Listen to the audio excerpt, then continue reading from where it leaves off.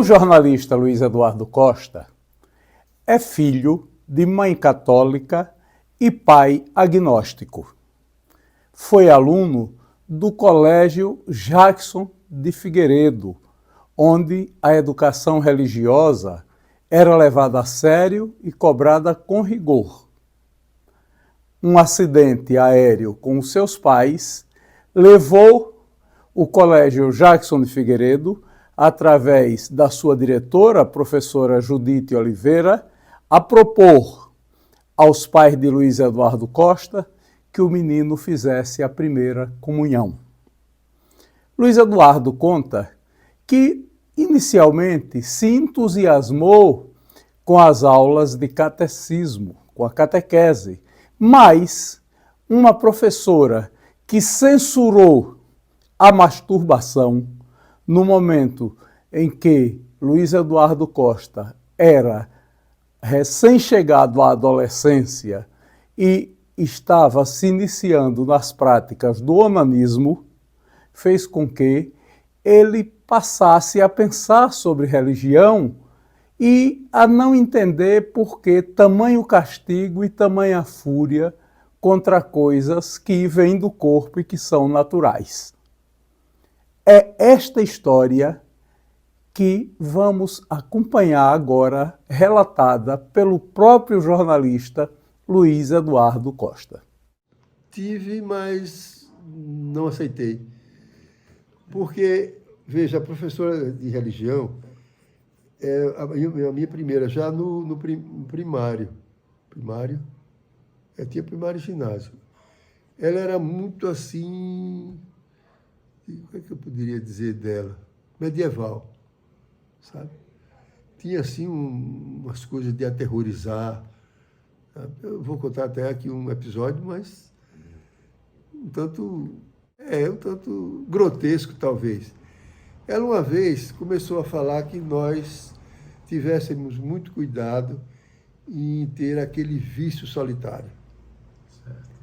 Que aquilo era um pecado gravíssimo, sabe? O onanismo, né? Tem um pecado seríssimo, que a Bíblia condena. Bom, e o senhor citou um exemplo, morreu uma vez um rapaz de uma família ali da Rua da Frente. Ele era muito conhecido, então morreu jovem. E ela disse que aconteceu uma coisa terrível com esse rapaz, que ele tinha esse vício, e um dia ele veio aparecer com a mão em brasa e colocou na porta da casa, e ficou as manchas da porta da mão dele na casa. E a gente conhecia a pessoa, mas achei tão tétrico aquilo, que eu disse, eu não vou mais para esse negócio, não. E depois eu comecei a ler. Eu tinha 13, 14 anos, foi a primeira vez que eu tive uma ejaculação, né, uma coisa, e aí depois não para mais, né? Eu tomava, como é o nome?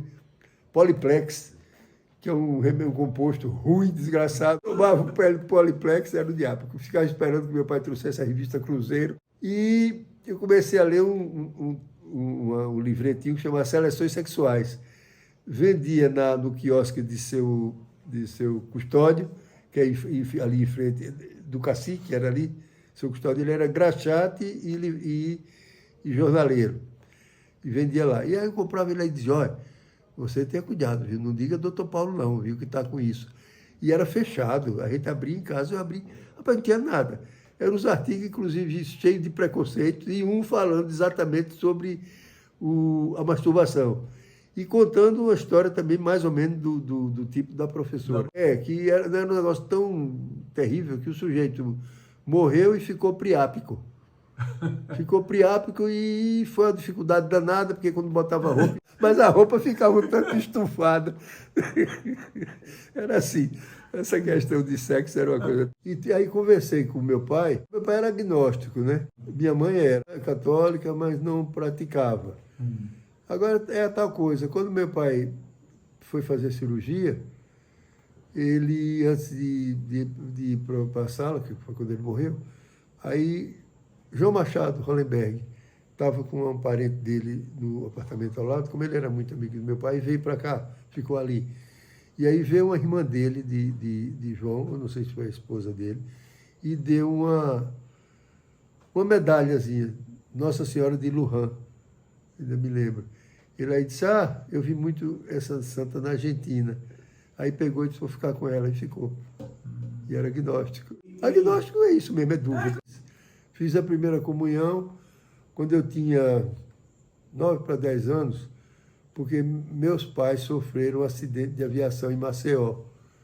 Eles vinham meu pai vinha de um congresso de jornalistas em Recife, minha mãe foi, e na volta o avião, em vez de aterrissar no aeroporto de Maceió, aterrissou na mata antes de chegar no aeroporto.